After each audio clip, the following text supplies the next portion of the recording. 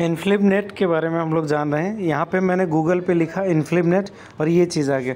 तो इसमें इन्फ्लिबनेट में इंफॉर्मेशन एंड लाइब्रेरी नेटवर्क, इन्फ्लिबनेट इसका फुल फॉर्म है इंफॉर्मेशन एंड लाइब्रेरी नेटवर्क।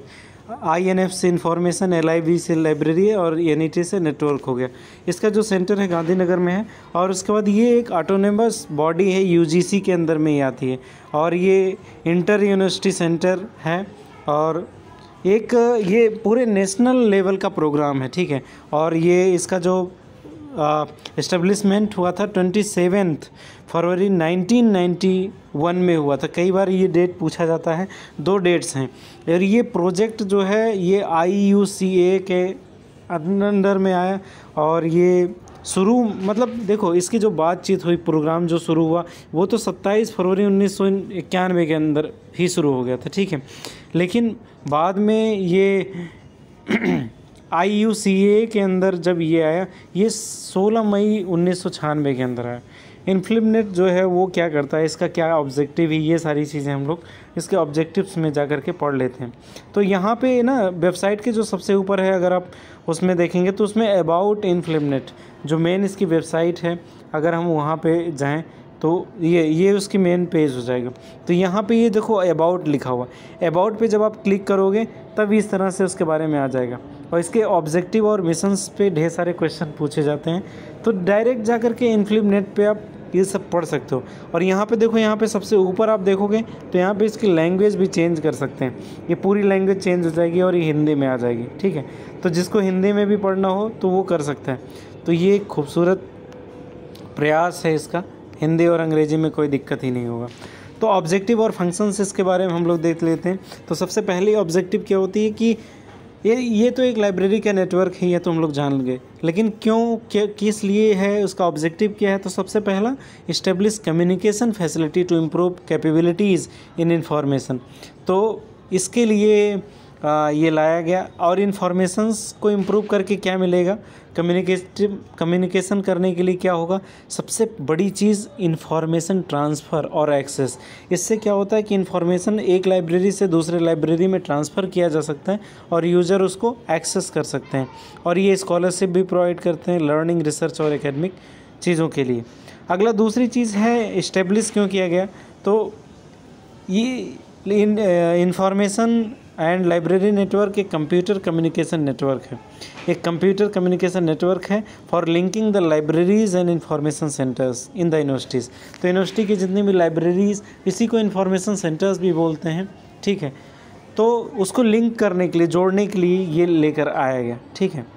और जिससे क्या होता है कि नेशनल लेवल पे एक रिसर्च इंस्टीट्यूट बनाया जाए इसके लिए। अब नेक्स्ट चीज़ है to promote and implement computerisation of operations. तो ऑपरेशंस के, बैठो पढ़ो आप लोग। तो यहाँ पे कुछ बिछाने के लिए नहीं लेकर आए, तो कुछ ले आओ बिछाने के लिए। सब धुला हुआ है। सब धुला हो तो आराम से बैठ के पढ़ो, ठीक है। मैं भी अपना कर लेता हूँ, ठीक है। To promote and implement computerisation of operations and services in the libraries. तो लाइब्रेरीज़ में ये लोग कंप्यूटराइजेशन, उसके डिजिटाइजेशन को प्रमोट करने के लिए बातें करते हैं। Next is to evolve standards and uniform guidelines in techniques, methods, procedures, computer hardware and softwares.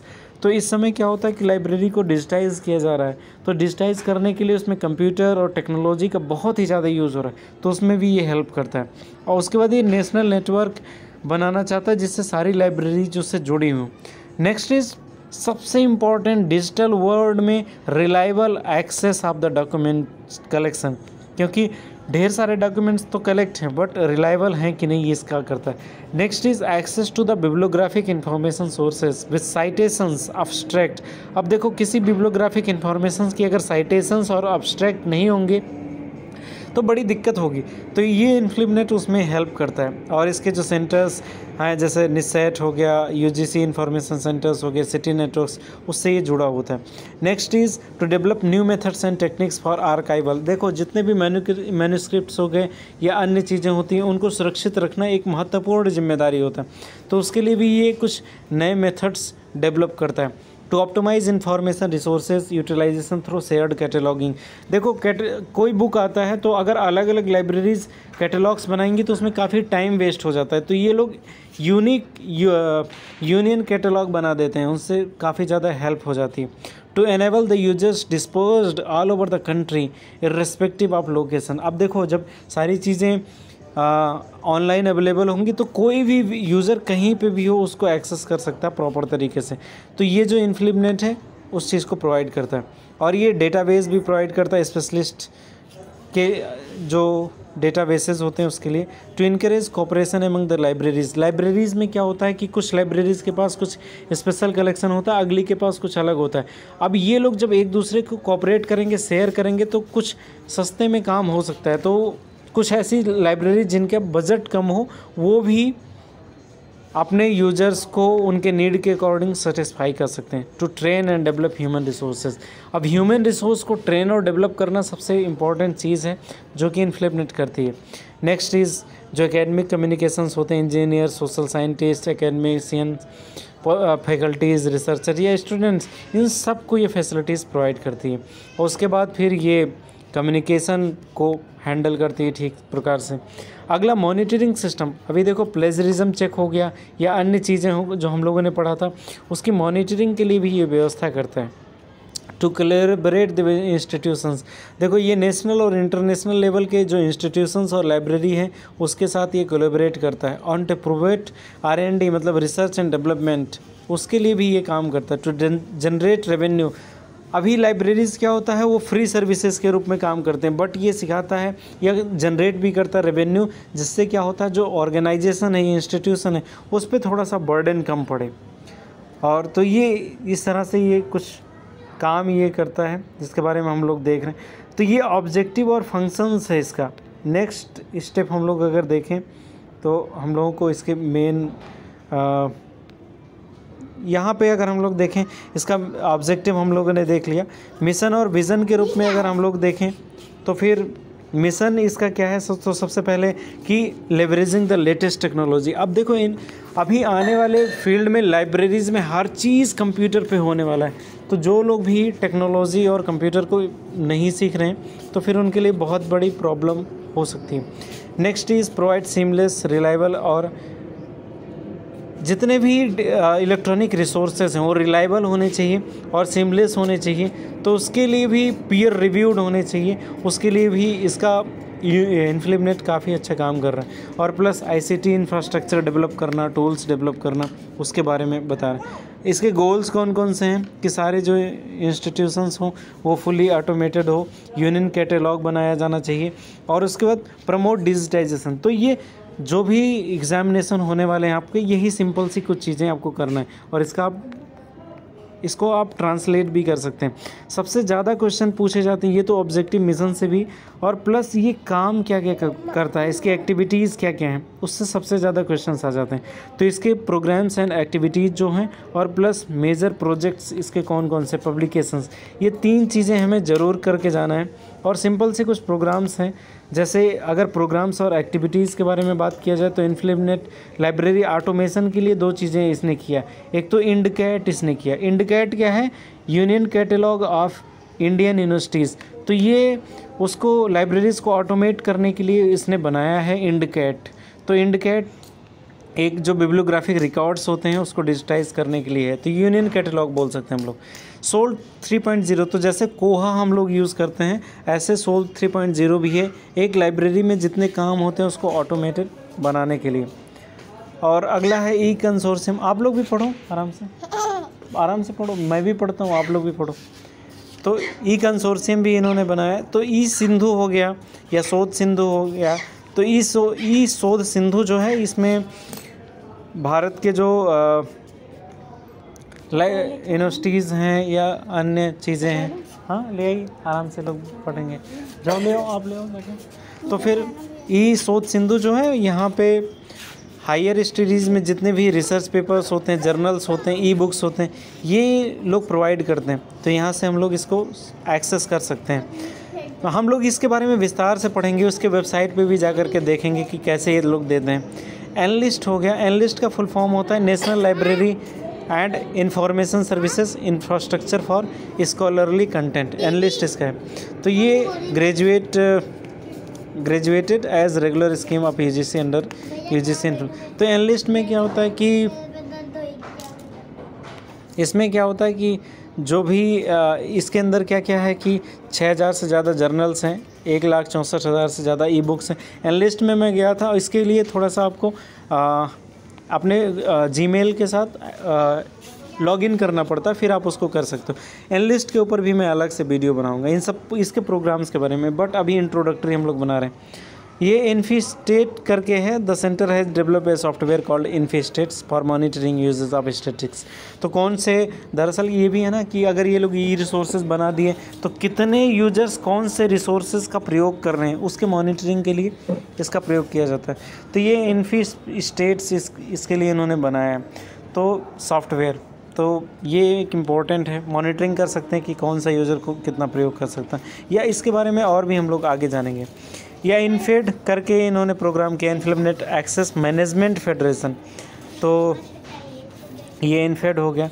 शोध शुद्धि क्या है, प्लेजरिज्म चेक करने के लिए प्रयोग किया जाता है। अभी क्या है कि जितने भी सॉफ्टवेयर्स हैं वो हम लोग जितने भी रिसर्च पेपर्स लिखते हैं वो कहीं ना कहीं से उठा करके लिखते हैं, तो फिर ढेर सारे कंटेंट हम लोग इसका यूज़ करते हैं। तो उन कंटेंट्स को जो हम लोग यूज़ करते हैं तो ऑथर्स का राइट्स होता है उस पर, तो उसमें 10% से ज़्यादा हम दूसरे के कंटेंट को यूज़ नहीं कर सकते, अदरवाइज़ आपका डिसर्टेशन, थीसिस या रिसर्च पेपर आगे यूज़ नहीं किया जाता। तो ये शोध शुद्धि एक यूज़ किया जाता है, इन्फ्लेमनेट इसको प्रोवाइड करता है। तो ये तो कुछ ये हमारे काम का भी है, जो हम लोग रिसर्च पेपर्स लिखेंगे तो उसके लिए भी काम आता है। Next is open access initiatives भी हैं, जैसे शोध गंगा पे तो कितने रिसर्च पेपर्स और थीसिस रखे हुए हैं उसको हम लोग देख सकते हैं। ऐसे ही शोध गंगोत्री है, रिसर्च प्रोजेक्ट डेटाबेस है, इन्फोपोर्ट है, इंस्टीट्यूशनल रिपोजिटरीज़ हैं, शोध चक्र है। ऐसे ही ई कंटेंट डेवलपमेंट सर्विसेज है, ILMS है, इसके बारे में भी हम लोग जानेंगे। तो ये दरअसल ये लोग क्या करते हैं कि कई ऐसे स्टूडेंट्स हैं जो रेगुलर ऐसे नहीं पढ़ पाते हैं, तो उन लोगों के पढ़ने के लिए ई कंटेंट डेवलपमेंट प्रोग्राम इन्होंने शुरू किया है, तो बहुत ही अच्छा है। इस EPG पाठशाला वगैरह भी इसी के अंदर आता है, इसी प्रोग्राम्स में इसके अंदर आता है। तो ये सारा हम लोग विस्तार से जानने वाले हैं। देखो इसके कुछ मेजर प्रोजेक्ट्स भी हैं, जैसे ये विद्वान हो गया। तो विद्वान में क्या होता है, जितने भी भारत में एक्सपर्ट्स हैं अलग अलग फील्ड्स में, उनका इन्होंने रिसर्च डेटाबेस बना रखा है, तो उसको हम लोग देखेंगे। IRINS हो गया, तो इसका ये भी क्या है कि RIM, तो रिसर्च इन्फॉर्मेशन मैनेजमेंट प्रोग्राम है, इसके बारे में जानेंगे। EPG पाठशाला में यहाँ पे ढेर सारी बुक्स, ये सारी चीज़ें इन लोगों ने कर रखा है। विद्यामित्र करके है, और UGC MOOCs, इसके बारे में UGC में भी क्वेश्चन पूछे गए हैं UGC MOOCs के बारे में कि क्या चीज़ होता है। The INFLIBNET is executing the project under the aegis of UGC। The major role of INFLIBNET is fund disbursement all courses coordinator the web dedicated portal. तो इसमें course proposal and dedicated portal for UGC MOOCs, तो इसके बारे में भी हम इसमें स्वयं कोऑर्डिनेटर, मेंटर्स, ये सब आते हैं। स्वयं प्रभा भी है जो इसका TV का प्रोग्राम है, इसमें आते हैं। NIRF जो है, NAAC, इन सब ये सब रैंकिंग्स प्रोवाइड करते हैं। तो जैसे अरिका हो गया, ENBA हो गया, NAAC हो गया। डेटा सर्विसेज भी प्रोवाइड करने वाले हो गए, ICSSR हो गया।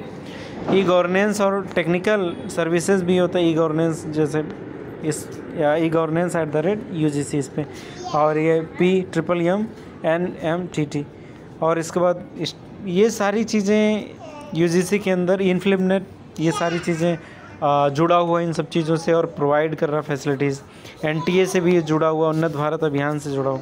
तो ये जो इन्फ्लेमेट है बहुत ही शानदार चीज़ है और बहुत ही खूबसूरत इनिशिएटिव है। इसके बारे में अगर वीडियोस बनाया जाए तो बहुत घंटों में वीडियो बनेंगे, तो मुझे लगता है कि आपको खुद जा करके इस पर पढ़ाई करना चाहिए। इसका एक लाइब्रेरी भी है, लाइब्रेरी में भी ढेर सारी जो चीज़ें हैं उसको हम लोग एक्सेस कर सकते हैं। तो मुझे लगता है कि बाकी अन्य ये इंट्रोडक्टरी वीडियो ही था कि आप लोग इसके बारे में जान सको तो मैंने इसके बारे में बताया। कुछ ट्रेनिंग प्रोग्राम्स भी ये करवाते हैं, जैसे स्किल बेस्ड डेवलपमेंट प्रोग्राम्स, तो वो सब चीज़ें भी आप कर सकते हो। सो ये इंट्रोडक्टरी वीडियो ही था इम्प्लीमेंट के बारे में। इसके एक एक सेगमेंट के बारे में हम लोग जानेंगे नेक्स्ट वीडियोज़ में। So thank you very much, all the best for your happiness.